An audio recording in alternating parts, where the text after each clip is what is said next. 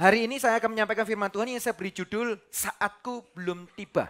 Nah, mari kita buka terlebih dahulu di dalam Yesaya 4. Yesaya 41 maksud saya. Yesaya 41 ayat 13. Yesaya 41 ayat yang ke-13. Saya akan bacakan buat Anda semua. Firman Tuhan berkata demikian. Sebab aku ini, Tuhan Allahmu, memegang tangan kananmu dan berkata kepadamu, janganlah takut, akulah yang menolong engkau. Kalau saudara percaya dengan firman ini, saya undang saudara bangkit berdiri bersama-sama. Kita akan baca sama-sama ayat ini dengan suara yang lantang, dengan iman kita kepada Dia dan kepada Allah yang kita percaya. 2, 3. Sebab aku ini Tuhan Allahmu, memegang tangan kananmu dan berkata kepadamu, janganlah takut, akulah yang menolong engkau. Katakan amin. Silakan duduk kembali saudara. Bapak ibu saudara, berapa banyak kita itu menjadi orang percaya yang ketika kita dengar firman Tuhan seperti pagi hari ini, firman Tuhan ini sangat luar biasa dan saya sangat diberkati secara pribadi karena firman Tuhan ini cerita begini. Sebab aku ini, dia menunjukkan identitasnya, dia menunjukkan pribadinya, dia menunjukkan dirinya. Aku ini loh, siapa? Tuhan, Allahmu, aku ini Tuhanmu, aku ini Allahmu. Luar biasa. Tapi ternyata ketika setelah dia selesai menyatakan pribadinya, identitasnya, Tuhan ngomong gini, aku memegang tangan kananmu. Ya. Bukan saja Tuhan itu menunjukkan dirinya bahwa aku Allah. Dengan kata lain ketika Tuhan berkata aku Allah, maka sebenarnya harusnya tenanglah jiwa kita. Tenanglah hati kita karena dia Allah bagi kita. Amin.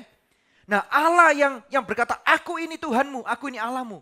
Dia bukan saja ngomong doang atau menunjukkan pribadinya saja, tapi dia berkata aku memegang tangan kananmu.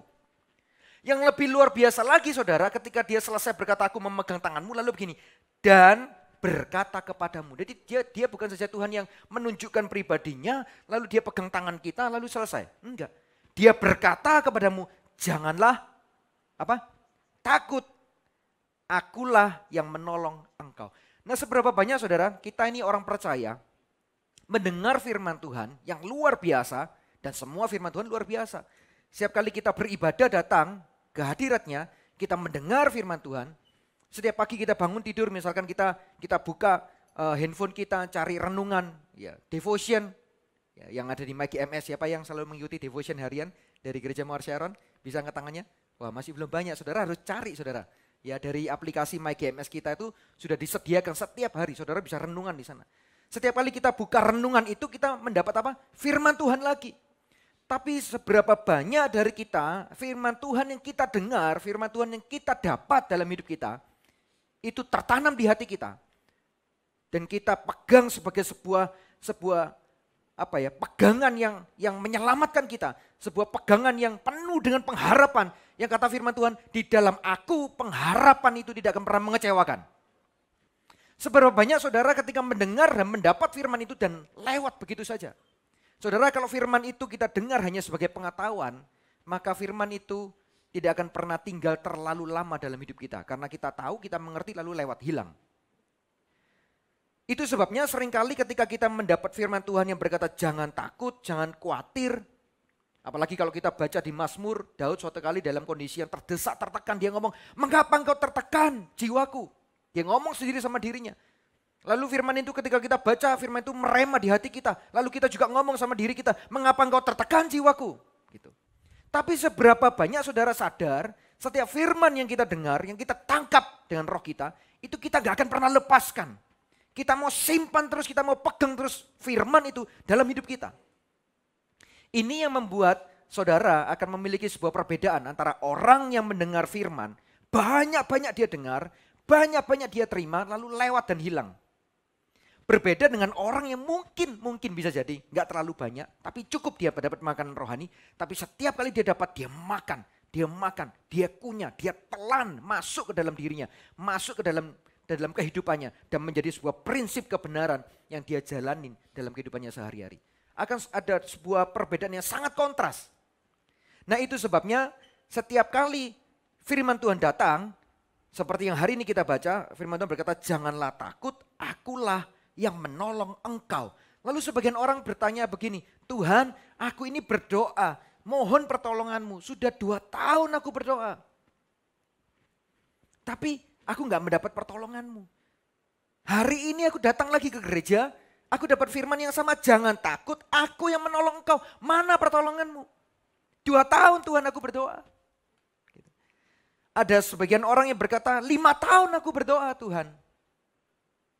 Saudara tahu Abraham itu berdoa untuk anaknya sampai umur yang ke-100. Saudara. Bayangkan berapa puluh tahun dia berdoa. Nah, sadarkah saudara bahwa kepada Allah yang kita percaya, Allah yang baik yang berkata bahwa aku ini Tuhan, aku ini Allahmu, kepada dia yang baik. Ketika kita berdoa, meminta tolong, ketika kita berdoa, menaikkan pengharapan kita, saudara tahukah bahwa apa yang kita doakan, apa yang kita minta, itu pasti dijawab oleh Tuhan. Siapa yang berkata, bisa angkat tangannya? Berkata amin dengan perkataan ini, bisa angkat tangannya? Pasti dijawab Tuhan. Siapa yang berkata, doa-doaku semuanya pasti jawab Tuhan. Bisa angkat tangannya? Saya mau tahu dulu. Berapa banyak yang percaya bahwa doa kita dijawab oleh Tuhan? Oke, turunkan tangannya. Nah saudara, saya sangat percaya apa yang kita doakan pasti dijawab Tuhan. Permasalahannya begini, apa jawaban Tuhan atas permintaan kita? Apa jawaban Tuhan atas permohonan doa kita? Karena firman Tuhan ngomong gini, rencana dan rancanganku penuh dengan damai sejahtera. Jalan-jalanku lebih tinggi dari jalan-jalanmu. Jadi ketika Tuhan menjawab doa kita, kita tahu bahwa Tuhan bisa menjawab gini, ya dikabulkan sesuai dengan permintaan kita. Tapi Tuhan juga bisa ngomong begini, tidak. Satu lagi, hari ini yang akan kita bahas sama-sama adalah Tuhan ngomong gini, saatku belum tiba, waktuku belum tiba. Dengan kata lain, Tuhan pasti menjawab, bisa jadi sesuai dengan cara yang kita mau, bisa jadi dengan caranya Tuhan, tapi ternyata saatnya, waktunya belum pas kalau sekarang. Itu bahasa gamblangnya. Nah, Yesaya 41 ayat 13, ini adalah sebuah nubuatan untuk bangsa Israel. Yang Tuhan sampaikan kepada Nabi Yesaya untuk disampaikan. Yang namanya nubuatan sudah terjadi atau belum? Belum terjadi. Firman Tuhan disampaikan terlebih dahulu, dan umat Israel ketika mendapat firman itu, umat Israel perlu menangkapnya, perlu memegangnya, perlu menyimpannya dalam hati, perlu mencerna terlebih dahulu, lalu dia bawa itu sebagai sebuah pegangan yang membuat dia berjalan nanti ke depan, dan dia nggak tahu kapan ini digenapi. Karena mengenai waktunya kapan, itu di tangan Allah. Katakan begini, waktu di tangan Allah. Waktu di tangan Allah, saudara. Tapi yang pasti ketika kita mendapat firman Tuhan, ketika kita mendengar firman Tuhan, kita tahu bahwa janji Allah itu membawa kepada sebuah pengharapan. Amin. Janji itu selalu membawa kepada pengharapan. Setiap orang yang pernah merasa dapat janji, ya jangankan Allah yang berjanji, manusia aja misalkan. Suatu kali misalkan saya ngomong sama anak saya, oke nanti setelah masa tesmu selesai, kita akan nonton gitu ya, bareng-bareng gitu satu keluarga. Kita janji, belum terjadi saudara. Nah bagi anak saya yang mendengar kabar itu, kan belum terjadi. Dia merasa ini ada janji. Nah karena ada janji dia merasa, waduh ada pengharapan ini. Ada harapan aku bisa nonton ini, kalau masa tesnya selesai. Gitu. Jadi janji selalu membawa pengharapan, dan pengharapan pasti menjadi kenyataan sesuai dengan waktu Tuhan. Ini dulu yang kita harus percaya. Karena kita sedang berharap, kita sedang mendapat janji bukan dari pribadi manusia. Kita sedang mendapat janji yang mendatangkan pengharapan, itu berasal dari pribadi yang berkata begini, aku ini Tuhanmu, aku ini Allahmu. Nah kepada pribadi yang demikian kita mendapat janji, kita mendapat pengharapan, maka harusnya begini, pengharapan pasti menjadi kenyataan sesuai dengan waktu Tuhan. Kalau saudara tidak pernah yakin bahwa pengharapanmu kepada Allah itu akan pasti menjadi kenyataan, kata kuncinya pasti. Kalau saudara tidak akan pernah yakin bahwa pengharapan itu pasti jadi kenyataan, maka percumalah saudara percaya dan berharap kepada Allah. Percuma. Langkah awal Anda dan saya harus perlu punya iman ini dulu. Pasti jadi kenyataan. Tapi masalahnya begini, sesuai dengan waktu Tuhan. Satu waktu. Yang kedua yang penting begini, pengharapan pasti menjadi kenyataan sesuai dengan apa? Cara Tuhan. Waktu dan cara. Waktu di tangan Tuhan, cara di tangan Tuhan. Tapi yang pasti pengharapan kata firman Tuhan tidak mengecewakan. Pasti jadi kenyataan kok. Tapi waktunya kapan? Bukan di tangan Anda dan bukan di tangan saya. Bagaimana caranya, bagaimana wujudnya, bukan di tanganmu, bukan di tanganku. Seringkali kita berdoa dan kita minta kepada Tuhan, Tuhan aku tolong dong. Kondisiku sudah terjepit, terpojok, bla bla bla dan lain sebagainya. Lalu kita mulai berdoa mengusulkan, membawa proposal cara kepada Tuhan. Tuhan tolong jamah si Bapak A ini Tuhan. Ubah hatinya, kalau dia bikin keputusan yang begini, pasti ini semuanya lancar semua Tuhan, jalan, beres. Kita berusaha membawa permohonan tapi bareng dengan proposal cara di hadapan Tuhan. Tahukah saudara bahwa waktu dan cara di tangan siapa? Tangan Tuhan.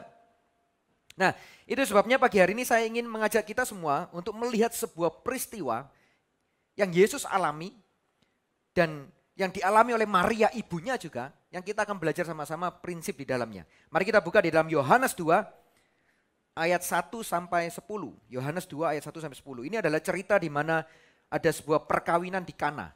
Ya, ada banyak hamba Tuhan menyampaikan firman Tuhan ini mengambil dari makna pernikahannya, lalu di situ muncul anggur. Ya, kita semua pasti tahu ceritanya. Pernikahan, pesta pernikahan itu kehabisan anggur, lalu Yesus buat mujizat, muncullah anggur gitu dari air yang harusnya disediakan untuk mencuci kaki, berubah menjadi anggur. Lalu banyak para hamba Tuhan menyampaikan firman ini dari sisi, nggak salah sih, dari sisi bahwa ada anggur yang baru yang tercurah dari pernikahanmu ketika engkau mengundang Yesus ada di dalam pernikahanmu. Gitu. Ada banyak, saudara pasti, saya percaya saudara pasti mendengar khotbah-khotbah demikian. Tapi saya mau, mari kita lihat, kita tilik apa sih yang terjadi antara Maria, lalu Yesus, dan ada satu lagi pribadi, pelayan. Ya, saya akan bacakan buat saudara nggak perlu pusing bingung buka-buka Alkitab atau handphone saudara bisa lihat di depan aja karena sudah disediakan ya, supaya bisa mengikuti ceritanya. Yohanes 2 ayat 1 sampai 10. Pada hari ketiga ada perkawinan di Kana yang di Galilea dan ibu Yesus ada di situ. Yesus dan murid-muridnya diundang juga ke perkawinan itu. Ketika mereka kekurangan anggur, ibu Yesus berkata kepadanya, mereka kehabisan anggur. Kata Yesus kepadanya, mau apakah engkau daripadaku ibu? Saatku belum tiba. Lihat ya, waktu, saatku belum tiba. Ayat 5, tetapi ibu Yesus berkata kepada pelayan-pelayan, ini ibunya ini ngomong ke pelayan, apa yang dikatakan kepadamu, buatlah seperti itu. Di situ ada 6 tempayan yang disediakan untuk pembasuhan menurut adat orang Yahudi. Masing-masing isinya 2-3 buyung. Yesus berkata kepada pelayan-pelayan itu, isilah tempayan-tempayan itu penuh dengan air. Dan mereka pun mengisinya sampai penuh. Lalu kata Yesus kepada mereka, sekarang cedoklah dan bawalah kepada pemimpin pesta. Lalu mereka pun membawanya. Setelah pemimpin pesta itu mengecap air yang telah menjadi anggur itu, dan ia tidak tahu dari mana datangnya, tetapi pelayan-pelayan yang mencedok air itu mengetahuinya. Ia memanggil mempelai laki-laki dan berkata kepadanya, setiap orang menghidangkan anggur yang baik dahulu, dan sesudah orang puas minum, barulah yang kurang baik. Akan tetapi engkau menyimpan anggur yang baik sampai sekarang. Saudara, kisah tentang pernikahan di Kana ini yang kita tahu bahwa di sana ada ibu Yesus, ada pernikahan, lalu ada ibu Yesus, lalu Yesus diundang dan ternyata Yesus gak sendirian, murid-murid Yesus diundang. Ya, saya mau cerita latar belakang dulu bahwa bisa jadi ada kemungkinan, saya baca beberapa teks literatur, kemungkinan pesta pernikahan ini mungkin ya kerabat dari Maria.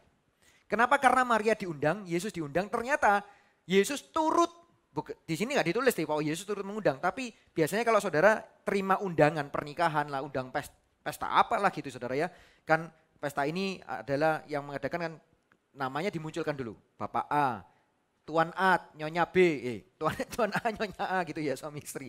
Lalu turut mengundang gitu ya, siapa. Padahal dia bukan tuan rumahnya, bukan tuan dari acara itu, tapi turut mengundang. Nah saudara, Yesus itu juga ada dengan murid-muridnya.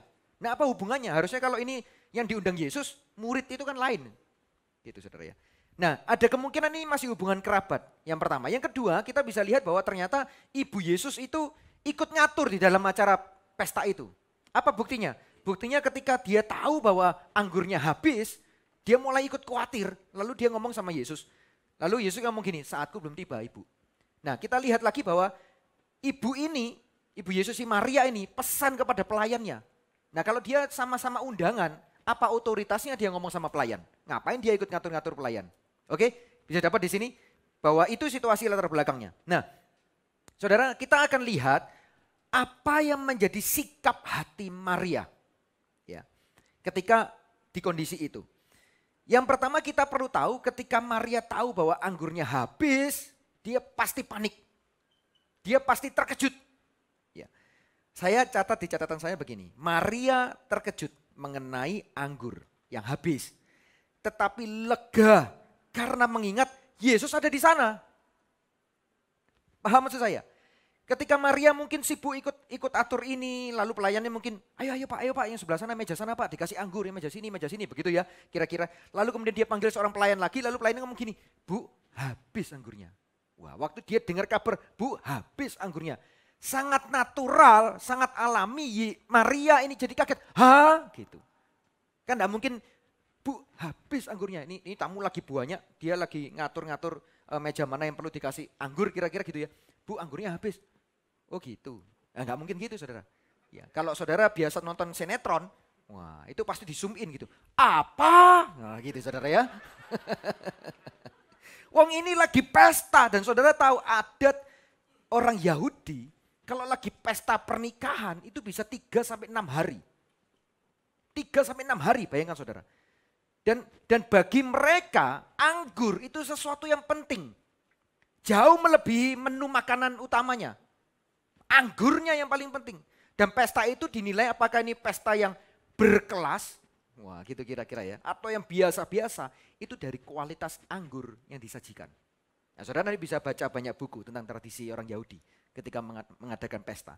Sehingga kalau anggur yang utama ini. Yang bisa memberikan sebuah penilaian pesta ini luar biasa atau enggak.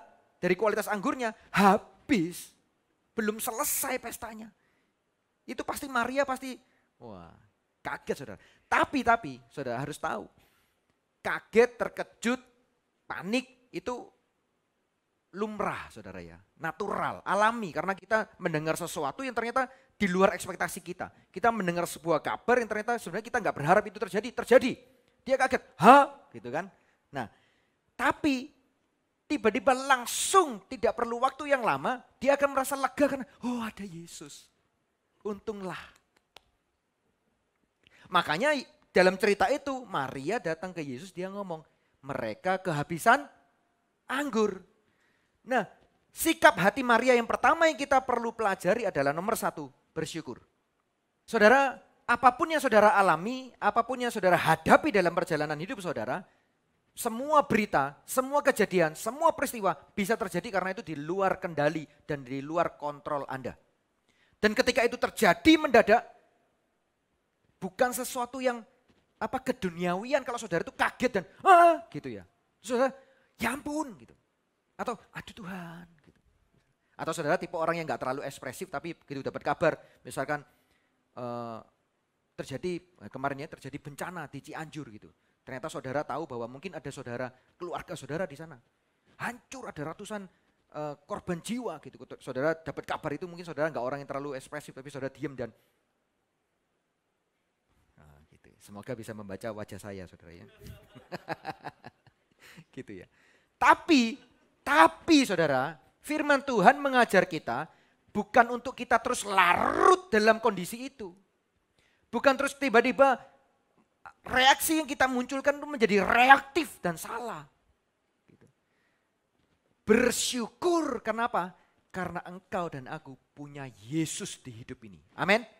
Itu sebabnya selalu ingat apapun yang kau hadapi, apapun yang kau alami, peristiwa dan kabar apapun yang datang di hidupmu. Boleh kaget, boleh. Paling lama ya 3 detik lah saudara ya. Jangan terlalu lama, 3 detik aja. Apa? Habis sudah. Lalu ingat, oh aku punya Yesus. Aduh syukur ada Yesus. Nah itu yang harus kita pegang dalam hidup kita. Ini sikap hati Maria. Makanya Maria datang ke Yesus ngomong gini, mereka kehabisan anggur. Pertama, bersyukur. Yang kedua, sikap hati Maria adalah percaya. Kenapa percaya? Karena dia tahu ketika situasi anggur habis, dia ingat ada Yesus. Dia percaya kepada Yesus itu. Karena kalau dia ingat, misalnya anggurnya habis, lalu yang diingat, ada Pak Joni. Tapi Pak Joni ini lapo di sini gitu ya. Fungsinya apa? Dia ngapain gitu? Apa dia bisa berbuat sesuatu? Kalau enggak, dia enggak ada kepercayaan kepada Pak Joni ini. Maaf ya kalau ada yang namanya Pak Joni, saya enggak berusaha menyinggung ya. Kalau dia enggak bisa buat apa-apa dan kita tidak percaya kalau dia ada di situ dia bisa melakukan sesuatu, ya enggak ada hubungannya, saudara. Itu sebabnya Maria bersyukur ada Yesus di sana dan dia percaya Yesus pasti sanggup dan bisa menyelesaikan masalah ini. Nah itu yang ada di dalam hati Maria. Lalu itu kan yang kedua ya, sikap hati Maria. Sikap hati Maria yang ketiga adalah Maria tidak berusaha menolong Yesus. Dia cuma menyampaikan aja, mereka kehabisan anggur. Kita coba lihat di ayat yang kelima dari Yohanes tadi.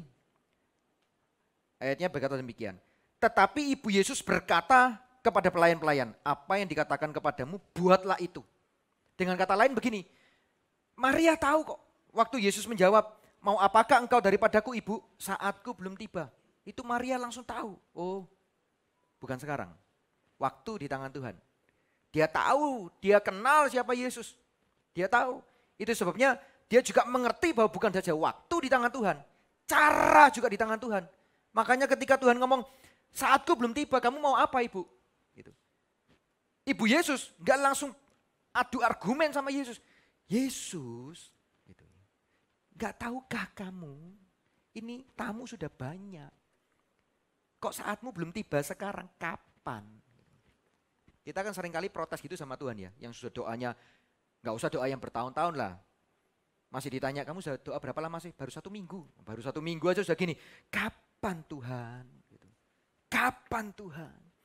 Ya, saya dengar ada salah satu seorang leader ngomong gini, dia ada sedikit masalah di pekerjaannya, lalu dia ubah cara doanya dia bantuan. Biasanya kan dia doa, dia ngomong Tuhan tolong ini, Tuhan begini, Tuhan begini. Yang kali ini dia ngomong sudah kehabisan kata-kata, dia ngomong gini, Tuhan kok gini sih Tuhan yang terjadi. Sudah mulai ada sesuatu yang dia keluhkan karena pasti apa yang dia harapkan tidak kunjung tiba. Gitu. Nah, yang menjadi sikap hati Maria beda. Maria ngomong, mereka kehabisan anggur. Yesus ngomong begini, kamu mau apa? Saatku belum tiba. Yang menjadi respon Maria, sikap hati Maria, ketika dia tahu respon Yesus, dia langsung pergi ke pelayan. Dia nanti menyuruh apapun saja, lakukan. Kerjakan tepat seperti yang dia ngomong. Maria sedang menyerahkan cara kepada Tuhan. Maria tidak sedang ngomong gini, Yesus gini loh, dulu kan waktu kecil kamu kan bikin begini dan ajaib, celing gitu ya, berubah. Bisa enggak anggur yang sudah dituang-tuang itu jangan sampai kehabisan, pokoknya dituang terus gak habis-habis. Ya, kayak cerita janda di Sarfat itu. Nah mereka apa enggak tahu cerita tentang janda di Sarfat? Tahu saudara, itu kisah perjanjian lama yang sudah menjadi sejarah bagi orang Israel. Tahu. Bisa juga loh Maria ngomong dengan cara itu. Yesus kamu ingat gak ada janda di Sarfat itu? Yang minyaknya gak habis-habis. Bisa gak kali ini anggurnya juga gak habis-habis dituang. Nah seringkali kita berdoa sama Tuhan. Tuhan kayak yang itu loh Tuhan caranya. Tuhan kalau waktu itu Bapak itu ditolong dengan begini. Tuhan tolong aku dengan cara yang begitu. Nah seringkali kita sudah ngotot mengenai waktu. Cara pun kita mau dikte Tuhan. Nah pertanyaannya yang jadi Tuhan siapa? Yang jadi pesuruh siapa? Hati-hati saudara. Gitu. Maria punya sikap hati tidak berusaha menolong Yesus. Dia serahkan caranya kepada Tuhan. Makanya dia ngomong sama pelayan-pelayan itu. Oke, kita belajar 3 hal dari sikap hati Maria. Bersyukur, yang kedua apa? Percaya, yang ketiga tidak berusaha menolong Yesus. Nah sekarang kita akan lihat apa yang membuat Maria ini punya 3 sikap ini. Ya, karena kalau kita tahu oh Maria punya 3 sikap lalu selesai, percuma saudara. Yang perlu kita pelajari sama-sama di dalam ibadah ini adalah bagaimana Maria kok sampai punya 3 sikap itu. Itu yang penting. Itu yang membuat Anda dan saya bisa berjalan nanti di hari-hari ke depan. Karena kita belajar dari cara hidup Maria, dari karakternya mungkin. Sehingga dia punya respon sikap hati yang begitu. Dia bersyukur dalam segala keadaan. Apapun yang terjadi. Dia percaya betul kepada Yesus. Bahwa Yesus mampu menyelesaikan semua permasalahan yang ada. Dan dia juga serahkan caranya kepada Yesus. Mari kita lihat apa yang membuat Maria bisa punya sikap seperti itu. Yang pertama saudara kita tidak punya cerita gambaran tentang Maria di Alkitab kita terlalu banyak. Selain bahwa dikatakan bahwa Maria itu adalah ibu Yesus. Tapi yang pasti ketika saya coba pelajari, saya renungkan bahwa sikap hati Maria yang paling enggak 3 tadi itu tidak tiba-tiba muncul secara celing gitu saudara. Enggak. Ada proses. Ada sebuah pertumbuhan demi pertumbuhan yang dijalani oleh Maria, makanya dia punya prinsip, punya iman yang seperti itu. Nah, saudara kalau tahu bahwa kisah tentang Maria, saya boleh catat dalam catatan saya, nggak ada di atas, memang dengan sengaja saya nggak munculin supaya saudara mencatatnya. Bahwa Maria itu seorang yang elok sikap dan karakternya. Yang pertama, Maria adalah seorang yang elok sikapnya dan karakternya. Kalau enggak, dia tidak akan dipilih oleh Allah sebagai jalan lahirnya Raja Damai, Mesias di muka bumi. Yang kedua, Maria adalah bukan seorang yang mudah panik dan reaktif dalam menghadapi situasinya. Dia bukan seorang yang mudah panik dan reaktif dalam menghadapi situasinya. Yang ketiga, Maria mengenal siapa Yesus. Saudara, tidak mudah bagi Maria yang adalah seorang ibu secara jasmani melahirkan Yesus sebagai anak jasmaninya dia. Tapi dia benar-benar mau submit, tunduk, dia mengenal siapa sih pribadi Yesus ini. Yang ketika dia didatangi oleh seorang malaikat dan ngomong kamu akan mengandung gitu, dari Roh Kudus. Nah, saudara, bagaimana saya bisa ngomong Maria adalah seorang yang elok sikap dan karakternya, seorang yang tidak panik, tidak reaktif. Saudara tahu? Kejadian malaikat itu muncul, itu nggak pakai permisi saudara. Malaikat nggak kirim WA dulu, Ibu Maria minggu depan saya akan datang ke rumahmu ya. Nggak akan pakai gitu-gitu saudara. Tiba-tiba malaikat datang, jreng. Saudara tahu malaikat kalau datang, itu bukan seperti orang yang biasa, permisi ya Pak, bukan gitu. Permisi ya Bu, nggak gitu. Tiba-tiba jreng datang. Itu sudah kaget duluan saudara.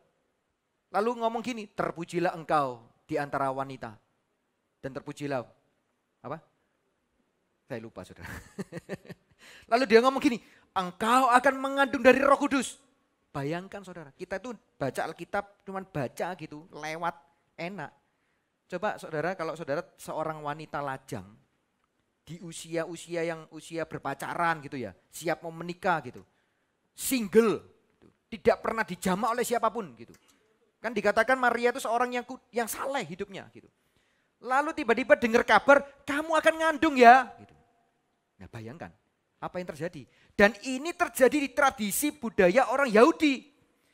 Di mana kalau ketemu orang yang berselingkuh, hukumannya adalah rajam batu. Sampai mati. Bayangkan Maria dengar kabar kamu akan, aku ngandung. Gitu. Pacar belum punya. Apalagi tunangan, aku ngandung. Yang namanya mengandung itu tidak bisa disembunyikan saudara. Meskipun ya saya tahu ya fashionnya zaman itu kan ya pakaian yang besar-besar mesti gitu ya. Orang Yahudi gitu. Wah mungkin bisa ketutup. Tapi yang namanya mengandung saudara kalau sudah 8 bulan 9 bulan mana bisa disembunyikan, dimasuk-masukkan, enggak bisa saudara. Kabar itu akan menjadi 2 hal yang berbeda ketika Maria punya respon yang juga beda.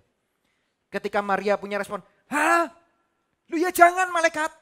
Kamu apa gak mikir apa? Aku gak punya pacar, gak punya tunangan. Aku nanti keluar kalau pelutku besar, orang yang lihat gimana? Gitu. Aku dirajam batu mati loh ini. Gitu ya. Nah kalau responnya begitu, lalu kalau malaikat ngomong gini, oh ya sudah Maria gak jadi ya. Gitu. Ya dia gak akan pernah tercetak dalam sejarah Maria, ibu Yesus. Gak pernah. Tapi Maria tuh bisa gini loh ngomongnya saudara. Ini sudah penampakannya dadak gitu ya. Tiba-tiba jreng gitu. Engkau akan mengandung dari Roh Kudus. Maria tuh gini. Terjadilah. Apa? Seturut kehendakmu. Loh, luar biasa loh Maria ini. Coba kalau dia reaktif. Waduh, bisa kacau saudara. Nah kita tahu bahwa Maria adalah seorang yang sangat-sangat bisa, dia mampu handle, dia mampu kendalikan semua gejolak perasaan pemikiran. Saya percaya Maria nggak akan semudah itu ngomong terjadilah kehendakmu seperti apa yang kau katakan gitu. Nggak akan semudah begitu dan selesai. Kalaupun dia ngomong itu selesai, hari-hari begitu berikutnya yang dia jalani bukanlah hari-hari yang mudah saudara. Tapi dia mampu kendalikan semua gejolak perasaan dan lain sebagainya, pemikiran-pemikirannya dia mampu kendalikan. Karena Maria dicatat di Alkitab sebagai manusia biasa, dia bukan malaikat. Hatinya berkecambuk, ya mungkin. Pikirannya kacau mungkin, ya. Perasaannya, ya. Tapi Maria mampu mengendalikan itu. Itulah yang membuat Maria menjadi sosok pribadi yang tenang, yang yakin bahwa apa yang dia dapat berasal dari Tuhan pasti mendatangkan damai sejahtera.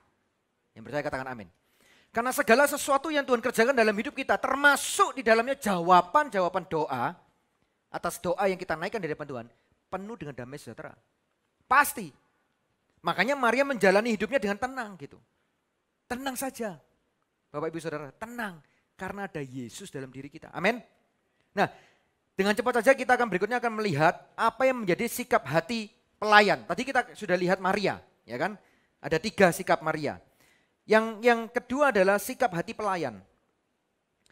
Yang pelayan ini luar biasa saudara. Yang pertama sikap hatinya dia dengar perintah. Kalau dia nggak mau dengar perintah, ya sudah gagal. Dia dengar perintah, gitu. Bahkan 2 kali dikatakan. Ya, di ayat yang kelima dikatakan begini. Tetapi Ibu Yesus berkata kepada pelayan-pelayan, apa yang dikatakan kepadamu buatlah itu. Itu perintah, dia dengar. Nah ayat yang ke-7, kalau ada ini Maria yang ngomong, bapak-bapak nanti kalau dia ngomong apa ikut ya. Itu kan perintah saudara. Ya.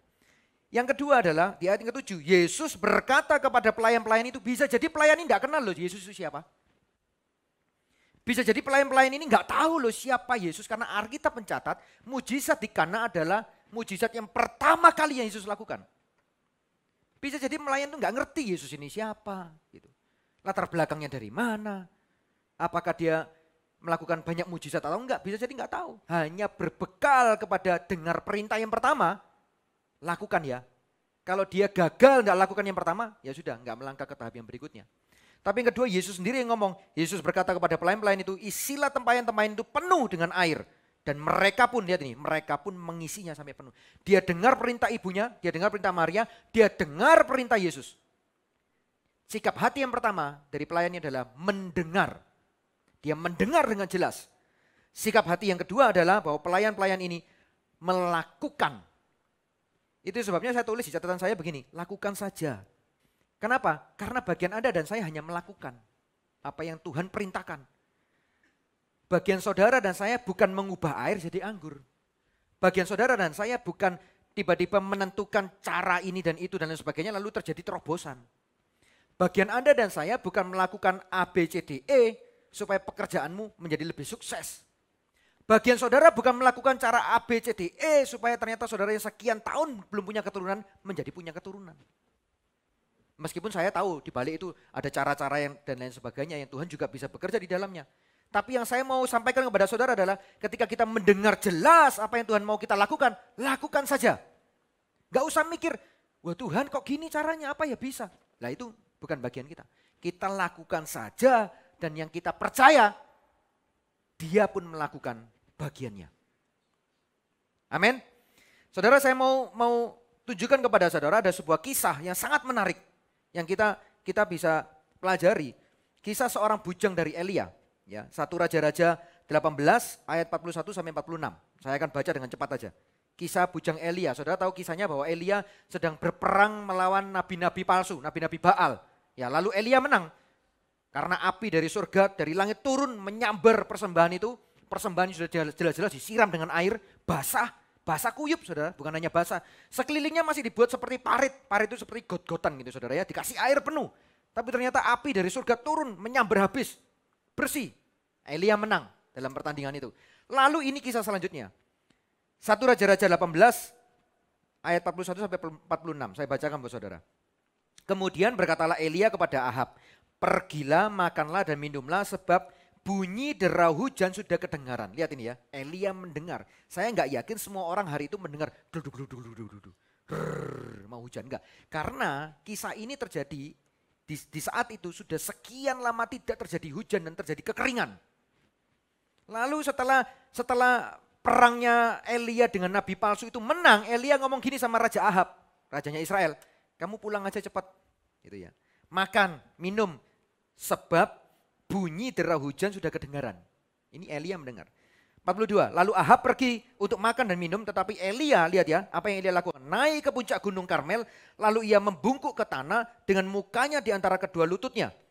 Setelah itu ia berkata kepada bujangnya. Jadi Elia itu naik ke puncak, dia berdoa. Ini adalah bentuk doa orang Israel, doa yang dianggap doa yang paling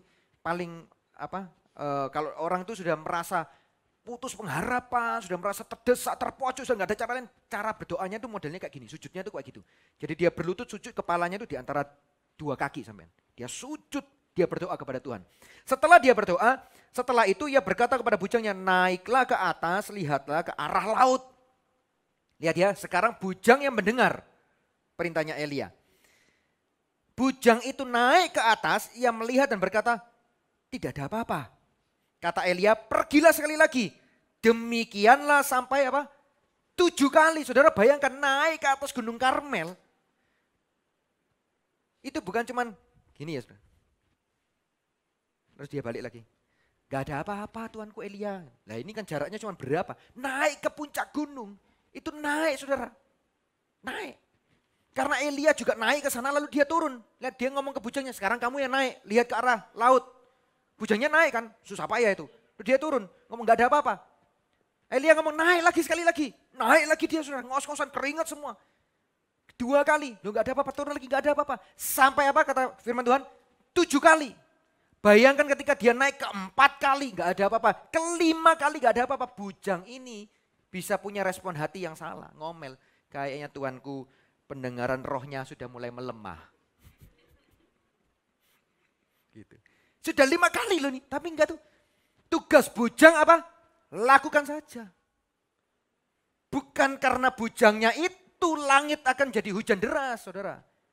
Bukan karena pemikiran-pemikiran kita yang brilian, Tuhan bikin terobosan, meskipun Tuhan bisa pakai. Tapi bagian kita lakukan saja, katakan lakukan saja. Lakukan saja. 7 kali. Ya. Lalu ayat yang ke-44. Pada ke-7 kalinya berkatalah bujang ini. Lah ini. Wah, awan kecil sebesar telapak tangan timbul dari laut. Lalu kata Elia, pergilah katakan kepada Ahab, pasang keretamu dan turunlah. Jangan sampai engkau terhalang oleh hujan. Saudara ya, saya itu baca ini sampai ketawa. Sampai sekarang juga masih ketawa. Saudara tahu, naik susah-susah. Ya 1 kali, 2 kali, 3 kali, 4 kali, 5 kali, 6 kali. 7 kali itu sudah naiknya mungkin sudah sambil, terserah ada awan gak ada awan gitu kan saudara ya. Sudah ke-7 kalinya dia lihat, oh ya dia turun. Bapak Elia ada itu awannya, wah cuma sebesar apa? Telapak tangan saudara. Langit luas, bersih, jernih, biru, awannya cuma telapak tangan. Lalu Elia ngomong gini, pergilah katakan kepada Ahab, pasang keretamu dan turunlah, jangan sampai engkau terhalang oleh hujan. Loh awannya cuma setelapak tangan saudara. Tapi yang pasti bagian Elia dan bagian bujang lakukan saja. Lalu ayat 45, maka dalam sekejap, dalam bahasa asli itu, dalam sekejap itu sekedip mata gini. Ya. Sekejap mata langit menjadi kelam oleh awan badai, lalu turunlah hujan yang lebat. Ahab naik kereta lalu pergi ke Yisrael. Tetapi kuasa Tuhan berlaku atas Elia, ia mengikat pinggangnya dan berlari mendahului Ahab sampai ke jalan yang menuju Yisrael. Saudara, apa yang kita lihat dari sini? Waktu di tangan Tuhan. Cara di tangan Tuhan. Bagian Anda dan saya berdoa, percaya, maka ketika kita percaya kita tahu bahwa ada pengharapan di dalam Kristus. Amin. Pengharapan di dalam Kristus tidak akan pernah mengecewakan. Kapan waktunya pengharapan itu terjadi? Bagaimana caranya? Serahkan kepada Dia. Tugas Anda dan saya adalah lakukan saja. Lalu apa yang perlu kita lakukan? Nah, itu bagian pribadi dari saudara dengan Tuhan. Saudara perlu doa. Saya perlu lakukan apa, Tuhan? Kalau Tuhan ngomong, jangan buat apa-apa, tekun aja terus. Lakukan seperti yang sekarang, terus lakukan. Lakukan terus. Abraham itu berdoa untuk keturunan sampai umur 100, saudara. Lakukan terus. Nanti Tuhan akan melakukan bagiannya. Nah, ada banyak orang merasa bahwa dalam kehidupan yang dia jalani, dia akan merasa happy, dia akan merasa sukacita. Nah, ini teh, saudara ya. Ini teh tawar. Dia akan merasa bahwa hidupnya itu happy, sukacita ketika dia tahu hidupnya itu tenang dan gak ada yang mengusik. Tidak ada senyawa-senyawa lain di dalamnya. Dia merasa, wah enak perjalanan hidup ini. Gitu. Tapi kondisi yang seperti ini, bagaimanapun juga Anda melewati perjalanannya, ya akan terus begini. Pertanyaannya, firman Tuhan itu ngomong gini kan, engkau akan menjadi apa? Kepala dan bukan ekor. Lalu saudara dan saya mendengar firman itu ngomong gini, amin. Gitu. Engkau akan naik terus dan tidak turun. Nah, Anda dan saya dengar firman itu ngomong gini, amin. Gitu. Permasalahannya, kondisi yang tadinya itu tenang, diam, biasa. Lalu saudara dengar firman Tuhan, kau akan jadi kepala ya, bukan gini-gini terus loh. Lalu yang mengamenkan itu Anda sendiri, amin. Gitu. Lalu kondisi yang biasa-biasa, tenang-tenang sudah gini, lalu saudara dan saya dengar firman Tuhan, kau akan naik dan tidak turun ya. Nah, dapat tawaran kan, dapat janji kan. Lalu yang mengamenkan, ya Anda sendiri juga, sama saya juga, amin. Gitu.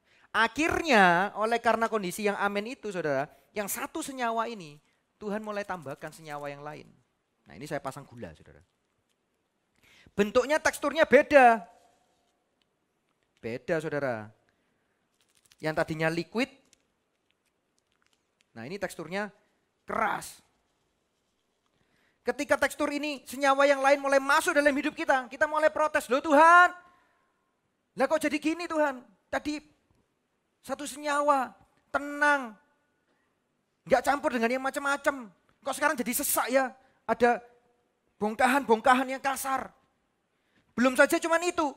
Ternyata setelah Tuhan tambahkan itu dalam hidup kita, Tuhan mulai aduk-aduk hati kita. Tuhan mulai aduk-aduk hidup kita. Semuanya diaduk. Gitu. Lalu kita mulai merasa, hidupku ini setelah mengenal Tuhan kok malah jadi semakin kacau ya. Aduh, mawut. Mawut itu nasi goreng saudara ya. Nasi goreng mawut. Aduh kok jadi, tadinya saya merasa jalannya tenang-tenang saja. Gitu. Tuhan mulai aduk. Ketika hati diaduk, wah, gak ada yang happy di sana. Tapi saudara tahu, ketika ini mulai diaduk, ini bukanlah sekedar teh tawar biasa, sekarang sudah menjadi manis. Saudara, siapa yang mau dalam kehidupannya, saudara berjalan dengan Tuhan, hidupmu semakin berjalan, semakin manis bersama dengan Tuhan. Angkat tangannya. Nah, yang angkat tangan ini, saudara harus siap diaduk dulu. Amin saudara. Tapi saya sarankan saudara kalau minum teh lebih baik tawar aja ya. Supaya gula saudara tidak naik. Saudara kita harus tahu bahwa apapun yang terjadi Tuhan itu izinkan. Kalau Tuhan gak izinkan gak terjadi. Kalau Tuhan izinkan, apapun sekecil apapun dimasukkan ke sana. Satu butir gula tadi. Kalau Tuhan memang izinkan dia masuk ke sana. Pasti ada rencana yang jauh lebih indah dari keadaan yang sebelumnya saudara. Itu yang saudara perlu tahu. Makanya yang di awal tadi, catatan saya di awal, saya mau sepakat dulu dengan saudara begini. Bahwa janji membawa kepada apa? Pengharapan. Pengharapan pasti menjadi kenyataan saudara, kita perlu dealing dulu. Bahwa pengharapan itu tidak akan selamanya pengharapan terus. Akan jadi kenyataan. Tapi masalahnya waktu dan caranya kita serahkan kepada siapa? Kepada Tuhan. Bagian Anda dan saya apa? Lakukan saja. Katakan lagi, lakukan saja. Bila kau izinkan sesuatu terjadi. Lalu apa? Ku percaya semua untuk kebaikanku. Karena dia Bapa yang baik, gak mungkin mengizinkan untuk supaya menjadi jauh lebih jelek, enggak. Bila nanti, ini perhatikan, telah tiba waktumu, tapi waktu Tuhan ngomong saatku belum tiba, ya sabar dulu Bapak Ibu Saudara. Ketika kita sabar menanti, tenang saja, rileks, tenang saudara. Gak apa-apa, meskipun saudara merasa, loh ini kondisiku kayak langit mau runtuh loh ini. Sudah terjepit loh aku, jalannya terpojok buntu loh ini. Tenang saja, kayak Maria tadi. Loh anggurnya habis, apa gitu. Loh tenang ada Yesus. Tenang saja ada Yesus. Bila nanti telah tiba waktumu, ku percaya kuasamu. Apa? Memulihkan teh yang tawar jadi manis. Saya undang tim AW maju ke depan. Waktu Tuhan pasti yang terbaik. Walau kadang tak mudah dimengerti. Lewati cobaan, ku tetap percaya waktu Tuhan pasti yang terbaik. Saya undang saudara semua bagi berdiri, saya mau simpulkan dari semua pembicaraan kita. Supaya semuanya di-pack gitu ya. Saudara gak akan kehilangan nanti. Saya simpulkan begini, kalau begitu untuk menanti saat Tuhan, untuk menanti jawaban Tuhan dalam hidup kita yang berkata, waktuku belum tiba, saatku belum tiba. Kalau begitu apa yang kita perlu tahu? Yang pertama, bersyukur. Sebab kita punya Tuhan yang baik. Amin. Yang kedua, percaya dengan waktu dan caranya. Karena sekali lagi, kita punya Tuhan yang baik. Percayakan saja waktunya, percayakan saja caranya. Yang ketiga, tidak berusaha menolong Tuhan. Sudah biarkan aja, Tuhan aku berserah kok. Aku percaya engkau bisa dan kau mampu melakukan. Seperti Maria, Maria percaya apapun caranya, bagaimanapun dia percaya pokoknya ini akan selesai. Yang keempat, dengar firman. Karena kalau kita tidak pernah mendengar firman, iman kita tidak pernah timbul. Yang kelima, lakukan saja. Dan saya percaya, apapun yang seberapa sulitnya, ada orang yang mungkin merasa aku berdoa buat suamiku bertahun-tahun gak bertobat. Aku berdoa buat istriku bertahun-tahun gak bertobat. Aku berdoa untuk anak-anakku supaya mengenal Tuhan, cinta Tuhan. Kok ya malah susah gak mau ke gereja. Bertahun-tahun berdoa. Aku berdoa untuk pekerjaanku supaya Tuhan tambah-tambahkan. Supaya Tuhan perlebar dan lain sebagainya. Aku berdoa dalam perjalananku yang kemarin ini perjalanan. Kalau aku lihat ke belakang perjalananku sulit terus, gak pernah mudah. Struggle terus, susah terus. Dalam lembah kelam terus. Kapan ini aku lihat cahayamu Tuhan? Mungkin bertahun-tahun saudara berkata demikian. Atau mungkin saudara berkata, hidupku yang lalu biasa-biasa saja, aman-aman saja, tenang-tenang saja. Tapi entah mengapa akhir-akhir ini aku punya masalah tiba-tiba masuk di hidupku. Ada sebuah tekstur lain yang Tuhan masukkan di hidupku.